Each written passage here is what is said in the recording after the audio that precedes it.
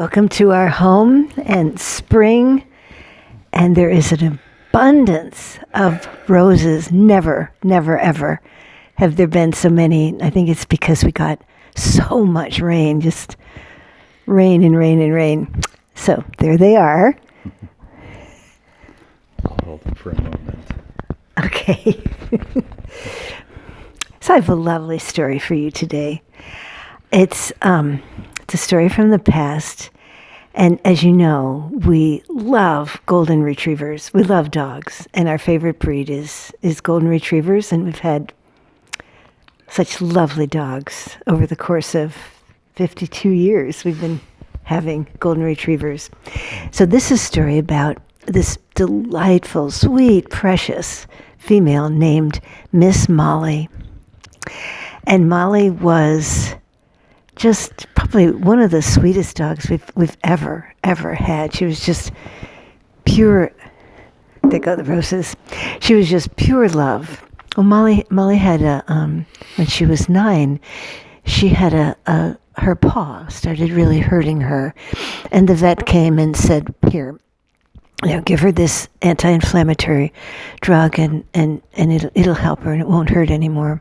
So I gave it to her, and she took it with food, and it didn't hurt her, and she felt really, really, really good and filled with energy again. Well, she needed to take it every day, and she very quickly caught on. And I tried to disguise it in special food. No. And she wouldn't eat it. She'd eat all around the food, and I'd look in the bowl, and there's the pill.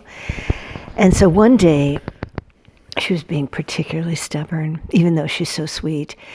And I tried everything, and she wasn't taking it. So I went, and anyone that has a dog knows this. You can open their mouth and drop the pill way down, and then you stroke their throat, and the dog swallows the pill.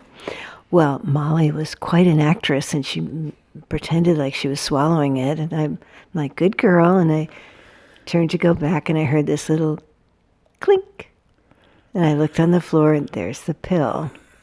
And I went back, and I said, "Molly, I love you so much, so much. Why would I give you something that isn't really good for you? And this will really, really help you." So we did the whole thing all over again, and I petted her a little bit more, turned my back, clink. So I went a third time, and I petted her a lot, and I talked to her about how much I love her, and that I'm giving her this so that her paw won't hurt, and that she'll be able to run and play, and I'm giving it to her because I know it will be good for her. And I massaged her throat a long, long time, and she swallowed it. And as I was walking away, I thought, I'm not that much different than Molly. None of us are. We get this divine guidance, and it's for our own good. It comes from our heart, and it's for our own good. And sometimes it would be difficult to listen to it, but because it comes from our heart, it's for our good, and it comes from such love. And if we can accept it and open to it, like Molly did with her little pill, it will bring such goodness into our lives. So I have another story too. So, quite, I don't know how many years, maybe 10 years ago, we were doing work in Germany. We did that for a number of years. And one year, the travel, we had to go through the London airport and change planes and then go to Hamburg. And for some reason, I can't remember right now, but there was a lot of uptightness in the airports. Maybe there was some terrorist. There was something, yeah. So there was something really big. Yeah. And it was just the security was so long, and they were checking everything, and people couldn't they were checking your chapstick, and, it was just this horrible, horrible thing. The lines were seemed like forever. We only had 1 hour to go from our plane in the London airport to the plane that would take us to Hamburg. And we found out that there were no more planes to Germany that day. If we missed it, we'd have to spend the night in the airport. And the workshop was starting the next day, so we would miss, and we were leading it, so we would miss the first day. So it was really important that we get there. Mm-hmm. We talked to our friend Trish, who's a flight attendant, and she gave us really good advice. She said, as soon as the plane lands, be all ready and just run as fast as you can. And we're like, okay. And an hour before the plane landed, we were just concentrating. We'll grab our bags, we'd jump, run as fast as we can. We were doing our warm-up exercises to get ready to sprint. Yeah, I had much better knees then at that point. I could really run. And we got there, we did everything, we were running, but everybody else got that message too. And everybody was running as fast as they could. And then we passed a corridor of a plane landing from LA, and these people got the same message, so they were joining with the passengers from our plane, and it was scary. It was like a stampede. People were just running and running and running, and to get the bus to go to the other terminal, knowing that if they didn't get the bus, it would be hours. So we're running as fast as we can. There's a woman in a flight attendant uniform. She was just standing there with a sign with 2 names, and our names were not on the sign. And she was talking on her cell phone. And as I approached her, my inner guidance said, stop. You have to be with that woman. Now that doesn't make any sense at all. Right? And I said, Barry, we have to stop. And I said, what? Barry's We're running. Such a good husband. He listens to me. He listens. He stopped. And she was on her phone for another 5 minutes. The corridors were deserted. Everybody was down. The buses were probably totally full. The lines were probably incredibly long. Mm-hmm. Mm-hmm. And the woman got off the line and off the phone, and we said, are we on the right route to go? I didn't know what else to say. And she looked at us in silence for a long time, uncomfortable actually. And then she said, I shouldn't really do this, but I'm going to take you along with these 2 first-class passengers. I have room. I can take you right to the gate. Just follow me.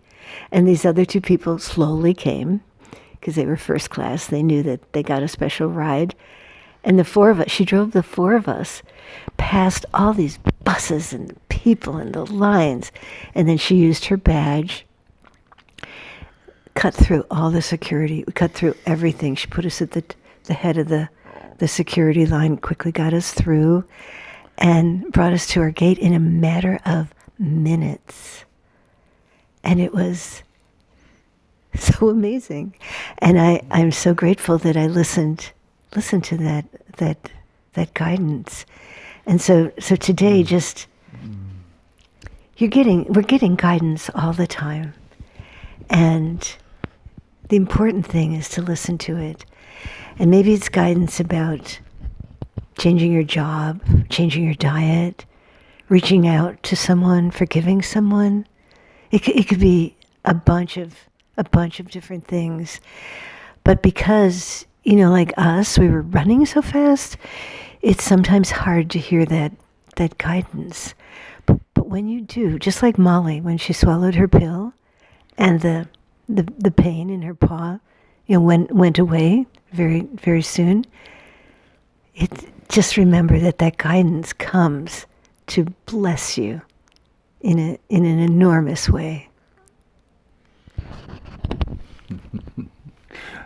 And I love that Barry listens to me. Not all the time, but you do.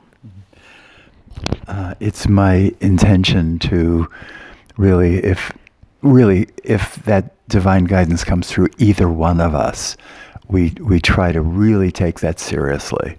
And right, sometimes it doesn't make any sense.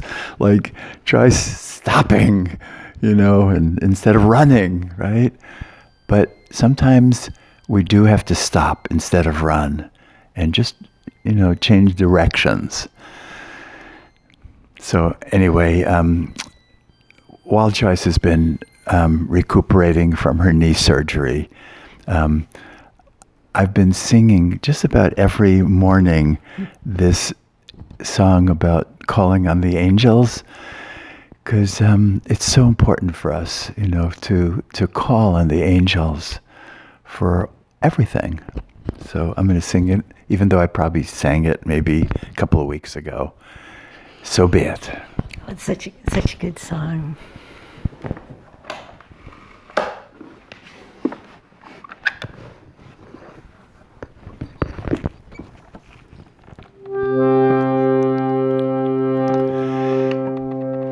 I call on the angels for healing. I call on the angels for light. I call on the angels for everything. All that I need to set my soul free. I trust in their power and their love. I trust in their power and their love. I trust in their power and their love. I trust in their power and their love. I call on the angels for healing. I call on the angels for light. I call on the angels for everything.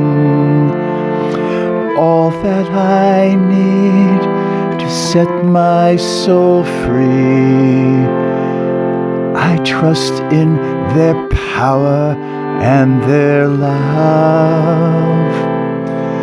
I trust in their power and their love. I trust in their power and their love. So can we take a moment and close our eyes and call on these powerful beings? And let's really ask that if there is a change of direction in our lives that's needed, that they can prompt us. And it can be a real physical even prompting where we just are stopped.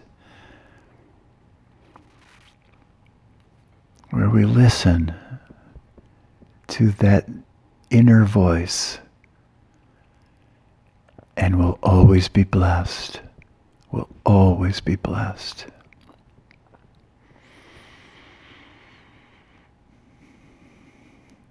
Okay, so you can open your eyes, and perhaps the best inner prompting I've ever gotten in my life was to marry this one next to me, to just really go for it. Here you go. Well, thank you very much. And I'm going to end with the roses.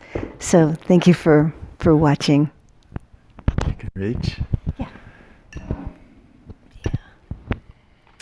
There we go. Beautiful, beautiful spring here.